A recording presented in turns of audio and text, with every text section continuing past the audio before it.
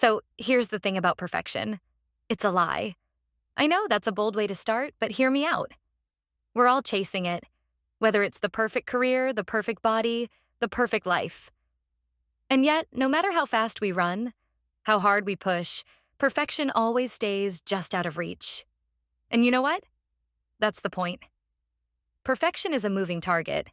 It's designed to make you feel like you're never quite enough. But today, I want us to take a step back from the chase. Let's sit here for a moment and talk about why chasing perfection doesn't lead to happiness. It leads to exhaustion. And more importantly, let's figure out how to stop. Let's get real about what perfection does to us. We tell ourselves, if I just get this one thing right, everything else will fall into place. But perfection doesn't work like that. It's like trying to fill a bucket with a hole in the bottom. No matter how much you pour in, it's never enough. Here's the hard truth. Perfection isn't about reaching a goal. It's about control. It's our way of saying, if everything is perfect, nothing bad can happen. If I'm perfect, I'll finally be loved, accepted, safe. But perfection doesn't deliver on that promise. Instead, it traps us in a cycle of self-doubt and fear. I used to think perfection was the answer to everything. If I could just be the perfect student, the perfect friend, the perfect person, maybe I'd finally feel like I was enough. I remember staying up late at night, redoing work that was already fine, overthinking every word I said to people, agonizing over every little detail. I told myself it was worth it because someday, all that effort would pay off.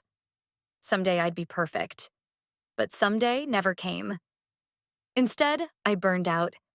I lost touch with who I was and what I actually wanted because I was so focused on being what I thought other people expected of me. And when I finally stopped to ask myself, what am I even chasing?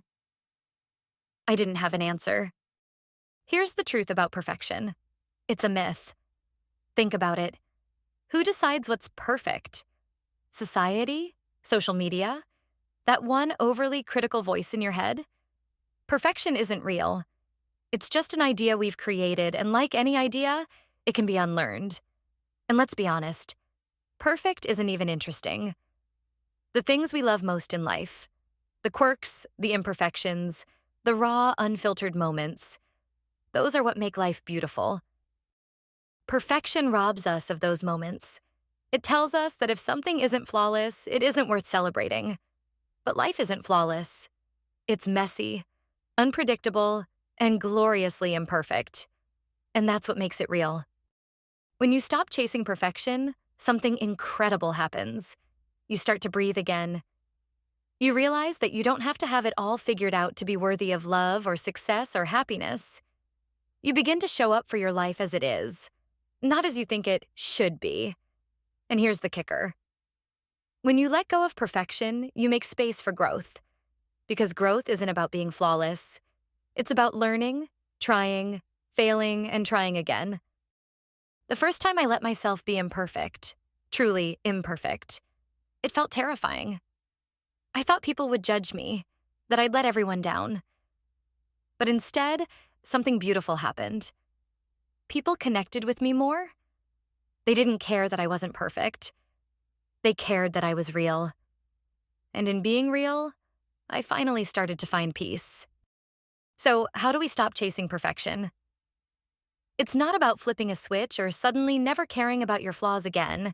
It's about small, intentional steps that help you embrace imperfection and find freedom in it. Step 1. Define your enough. Perfection doesn't have an endpoint, but enough does. Take a moment to ask yourself, what does enough look like for me? Maybe it's finishing a project, even if it's not perfect. Maybe it's showing up for someone, even if you don't have the perfect words. Define what's truly important to you and let that guide you.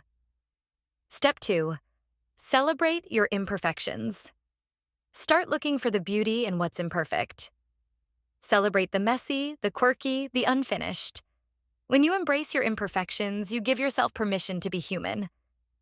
And being human, that's the most perfect thing of all. Step 3. Practice self-compassion. When you catch yourself striving for perfection, pause. Take a deep breath and ask yourself, what would I say to a friend in this situation? chances are you'd tell them they're doing great, that they're enough as they are. So why not say that to yourself? Step 4. Let go of the shoulds.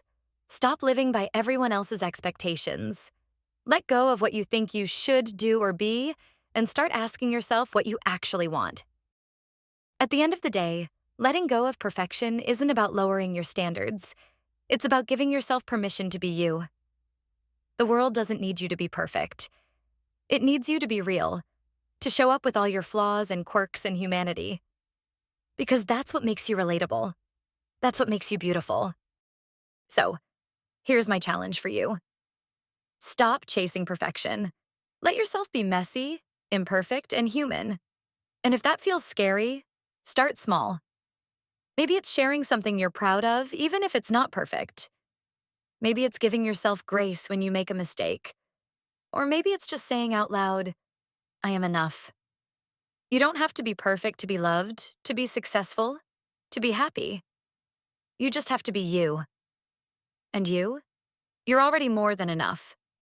If this resonated with you, let me know in the comments. What's one way you're letting go of perfection today?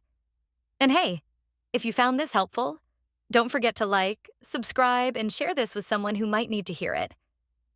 Perfection isn't the goal. Growth, connection, and authenticity are. And you're already doing great.